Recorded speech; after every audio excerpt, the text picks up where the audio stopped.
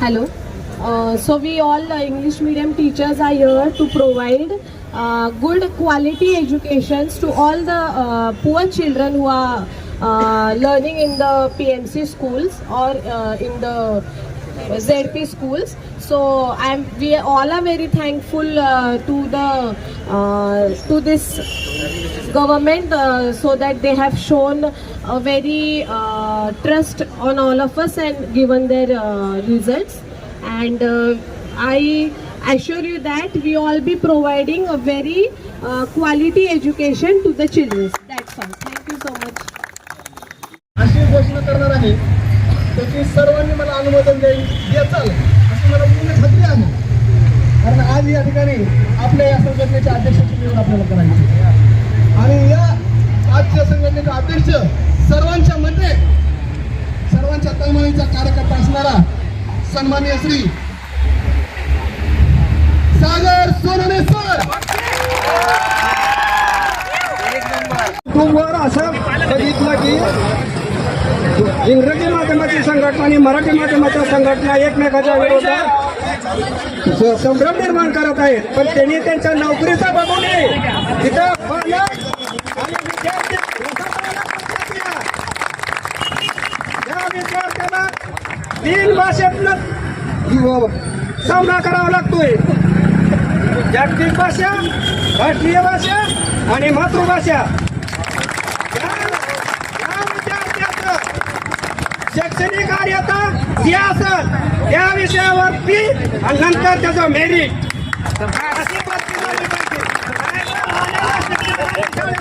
देणार नाही.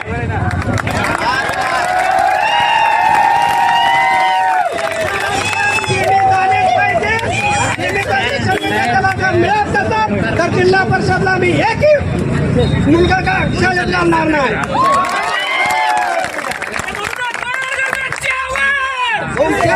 तुमच्या नोकरीसाठी बघायचं नाही. शासनाने जे निर्णय घेतला ते मान्यच करावं लागेल तुम्हाला.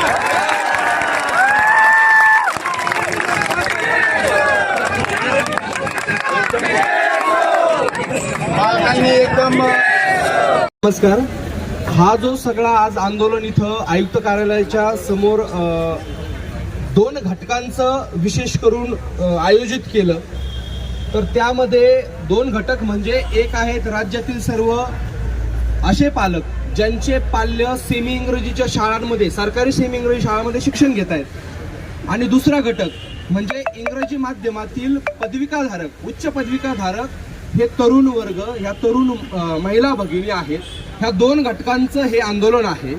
मुळामध्ये शासनाने सेमी इंग्रजी शाळा 19 जून 2013च्या शासन निर्णयाने सुरू केल्या खऱ्या, परंतु 2013 ते 2008चा 24 उगवला तरीही ह्या शाळांना इंग्रजी माध्यमाचे शिक्षक हे दिले गेले नाही. विविध पालक संघटना असतील, पालक असतील, यांनी अनेकदा टाहू फोडला आपल्या स्वतःच्या जिल्ह्याच्या सीओ साहेबांपाशी किंवा विविध निवेदनं दिली आपल्या स्थानिक पुढाऱ्यांपाशी. मात्र शासन निर्णयामध्ये ज्या तरतुदी दिल्या होत्या की प्रत्येक सेमी शाळेला आम्ही 1 इंग्रजी माध्यम शिक्षक नक्की देऊ, तुमच्या लेकरांना 1 इंग्रजीचा शिक्षक त्या शाळेमध्ये नक्की देऊ, हे सांगितलंही असताना गेली 11 वर्ष झाली आहे त्या शासन निर्णयाची कुठलीही अंमलबजावणी होत नाहीये. ते लेकरं शाळेत जाते जरूर, शाळा फक्त नावाला सेमी इंग्रजी राहिल्यात, परंतु आज दिलं जाणारं शिक्षण हे मराठी माध्यमातूनच दिलं जातंय. मग हा त्या बालकांच्या हक्कावरती गदा नाहीये का? हाही त्या पालकांची त्या बालकांची फसवणूक नाहीये का? याला कुठंतरी वाचा फुटावी, ह्या अन्यायाला वाचा फुटावी आणि त्या पालकांच्या पाल्यांना त्या बालकांना इंग्रजी माध्यमाचे दर्जेदार शिक्षक मिळावेत. हे कुठंतरी 11 वर्ष गेल्यानंतर माननीय प्रशासनाला कळलं आणि त्यांनी मागचा जो अनुशेष आहे की 11 वर्ष आपण हे शिक्षक दिल्यामुळे काय परिणाम झाले ते धाराशिव सारख्या जिल्ह्यामध्ये त्यांना याचे गंभीर परिणाम दिसून आले आणि मग शासनाने ठरवलं की नाही, आता आपल्याला चालू शिक्षक भरतीमध्ये आपण जास्तीत जास्त इंग्रजी माध्यमाचे जे शिक्षक आहेत ते आपण ह्या शाळांना उपलब्ध करून देतोय.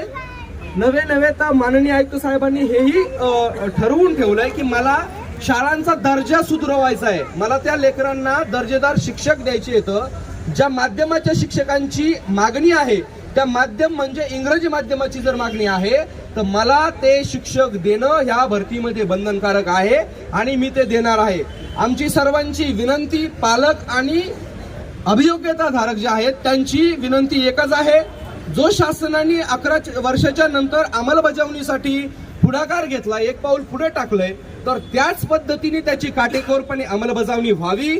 इतर कुठल्याही विद्यार्थी संघटना असतील, इतर कोणीही जे स्थानिक पुढारी असतील, कुठलाही दबाव आणून याच्यामध्ये जर छेडछाड करत असतील, माननीय शासनाच्या कार्यपद्धतीमध्ये बाधा आणत असतील आणि त्या लेकरांना त्यांच्या हक्काच्या शिक्षणापासून जर वंचित करत असतील, तर आज आम्ही 500च्या संख्येने इथं जमलोय. आम्ही 5000च्या संख्येने जमायला आम्हाला वेळ लागणार नाही, एवढं माननीय शासनालाही सांगायचंय आणि सगळ्यांना जे दबाव आणत असेल त्यांनाही ठणकावून सांगायचं आहे. हा लढा कोणाला नोकरी देण्याचा नाहीये, परंतु त्या लेकरांना शिक्षण देण्याचा नक्कीच हा लढा आहे. मी, माझा मुलगा, माझा पुतण्या, माझी भाची सगळे सेमी इंग्रजीला टाकणार आहे आणि ही शासनाची जबाबदारी आहे का त्या शाळेला इंग्रजी माध्यमाचा शिक्षक दिला गेला पाहिजे. That's all. एवढं बोलून मी थांबतोय.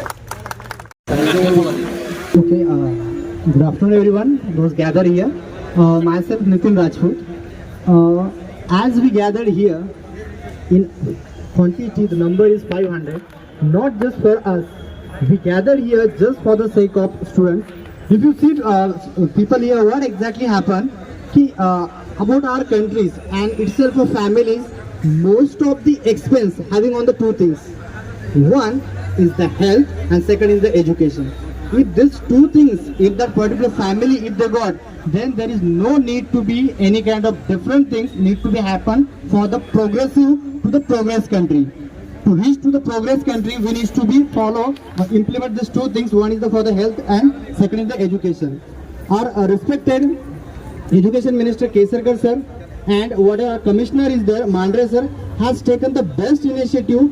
Actually, this initiative was taken already in the year of 2013, but it was not implemented up to the mark. And because of that, many lakhs of students were not able to receive whatever the implementation need to be done. So now, in the year of 2022 and 23, again the government has decided, because this type of people has reached there, prominent people, they can able to give such a type of quality things. So I would like to thank to our education minister, and especially if you see about our commissioner Mandre sir. What I can tell about him, the person who has qualified the most hard exam of UPSC in the year of 21st.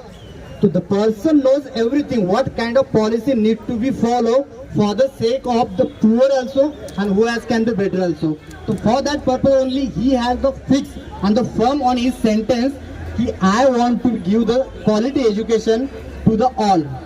Those are the poor people are there, they cannot able to afford. So they also have to be afford and no need to go for such an expensive school. For that only he is the firm on his sentence. And obviously the government also has the fix a firm on his sentence. And because of that, I am thinking that this time, in this year, those are English medium candidates were there, they were deprived from their benefit from the last 13 years, more than 13 I can say. So now there is the chance of both for those who have completed their English medium education and as well as those deprived students were there, those cannot able to get that quality education, definitely they will going to get this year. Thank you very much everyone. Gathered here to show our responsibility towards the decision taken by the government, and the decision is to provide English medium teachers to the students who are learning in the semi schools. Why? The reason is that the students who are learning in the semi schools should be compete with the students who are learning in the English medium schools, where they are not able to pay the huge amount of the fees asked by the private schools. So that is why the government of Maharashtra has taken this initiative to provide English medium teachers to the English medium students. Those who are learning in the semi schools, they will get the benefit of it and they can compete to the students who are learning in the different big schools. So that is why whichever the decision is taken by the Maharashtra government, we all are thanking it from our side, and that's all. Thank you very much.